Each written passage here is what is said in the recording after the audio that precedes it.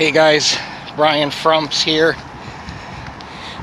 Like I say in all my videos, I don't care if you like it, subscribe to it, share it, whatever, as long as you know that what I'm telling you is the truth as I know it, and we're not doing this for any ulterior motives or agenda. So I'm going to talk to you about why very few people stay sober.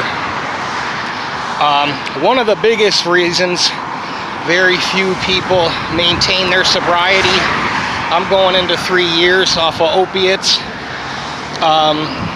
One of the things that I find is they do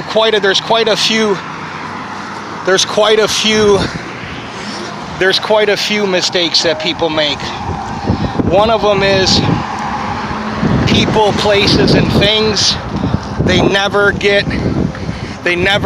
care of, the people that are still in their lives that are toxic, or they're in a toxic relationship or a passive aggressive relationship, that they had a girlfriend or a boyfriend before they got clean, or their partner still continues to use, or they don't work the program, they have no spiritual life, they don't have a higher power, they don't pray, they don't have new hobbies, they don't work on their triggers. Some of them don't even know what their triggers are. One of your biggest triggers are people and stress and stressful situations. That's pretty much a golden rule, and there's other things too, but I tell people you've got to have something new and exciting in your life, whether it's rock climbing, being vegan for a little bit, something that's going to challenge you. Like I got sober, I started losing weight, I started taking pictures, I started hiking, I moved to Florida, just a lot of things like that. But I never had a sponsor. And the one thing that I tell people, I don't care if you're on Suboxone, Kratom, methadone, smoking weed. If it's sobriety to you and you're not abusing methadone and you're not abusing Suboxone or anything, then it's sobriety. Don't let somebody tell you, that you have to quit, Suboxone or whatever, or it's not, your sobriety doesn't count, So I just tell people,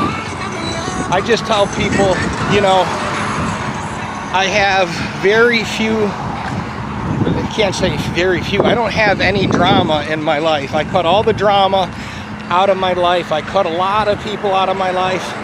I got a new phone number. I did a lot of things, I tried dating when I was getting sober. It didn't work. And I'll tell you, that was one of my mistakes I made. Another mistake that I made was thinking that I'm a know-it-all and that I can do this without going to outpatient. The best things that helped me was counseling, and the more truth you tell and the more you try to find yourself and you lose your ego, okay? When you lose your ego and you humble yourself before God or your higher power, that's when the real work happens, So some people are like, well, I'll never go talk to a counselor. I really don't care what you do. All I care about is my sobriety, and I'm going to work on my sobriety. So if somebody wants to go do something, I don't go, well, it's not going to last. I mean, it's pretty much factual that it's not going to work.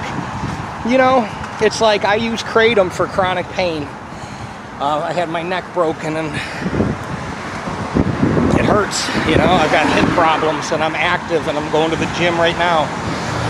Things have to substitute in your life. Like, I know people that use CBD. I know people that have medical marijuana cards now and they don't use opiates. To me, that's sobriety.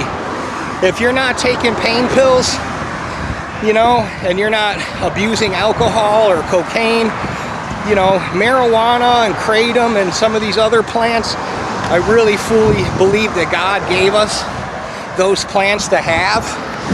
So I just tell people, if you need to talk to me, you can find me on Messenger, Brian Frumps. You can find me on Instagram. You know, send me a message. You know, I don't ask anybody to subscribe to this channel because I feel like if people are going to want to subscribe or whatever, they're going to do it. You know, this isn't something I'm doing to be popular.